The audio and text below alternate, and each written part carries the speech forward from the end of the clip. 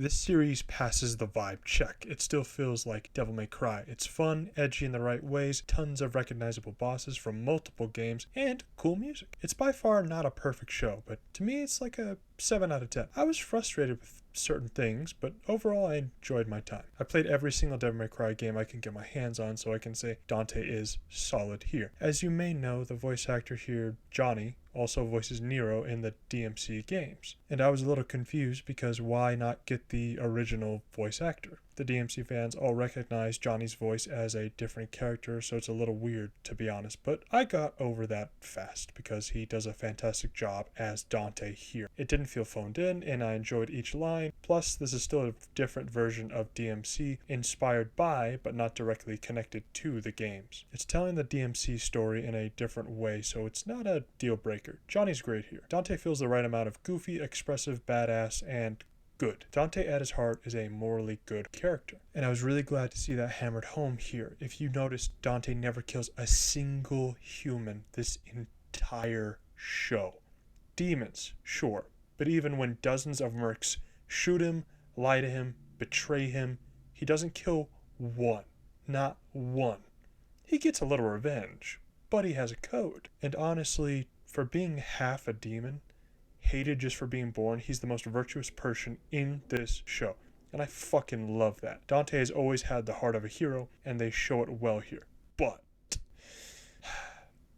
Lady has always been one of my favorite characters. In this show, she kinda sucks. Now, Lady hates demons for what happened in her past, and by proxy hates Dante due to his demonic blood.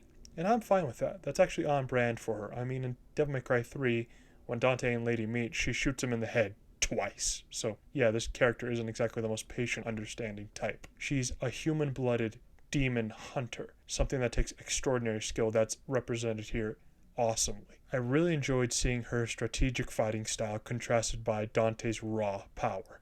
Although it is weird Dante can dodge bullets and not a fucking grappling hook. I mean, come on, you just showed that in the same scene. In the game, she doesn't trust Dante due to his demonic heritage either, and let's be honest, Dante was never really good at de-escalating a situation. But they both do come around and stop trying to fight each other. In this version, Lady is a jackbooted prick who routinely insults, tortures, and betrays Dante.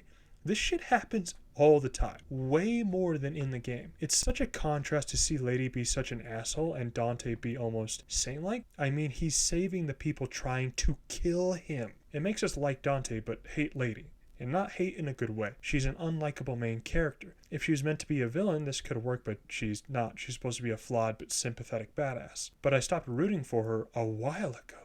I think Lady should have treated Dante badly at first, for sure, because again, that's completely on brand for her. But they do it over and over and over and over again, so much more than in the game, that she just feels like an asshole instead of a cool character. Like they wanted her to fit this role, but to do it they had to ruin what made her so likable in the first place. I loved the villain, however. He was vile, fun, and brutal. I did enjoy the fact that he was a human with demonic blood transfused into him. I felt like he was the most sympathetic character in the cast. I wasn't expecting him to be a kid who found a family in the depths of hell. That world, while dangerous, was far kinder to him than the one he came from, which was a cool contrast. In hell he was loved, and I found the idea that humanity was every bit as evil as demonkind very compelling.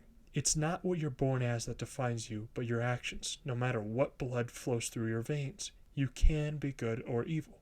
I've heard that message many times, but each time I see it executed well, it's really cool and why I like this show. I'm a little bummed that the show ended on a betrayal that almost walked back Lady's character development, but in the end, after everything she learned, she still made the worst choice in the show, and again, not in a good way.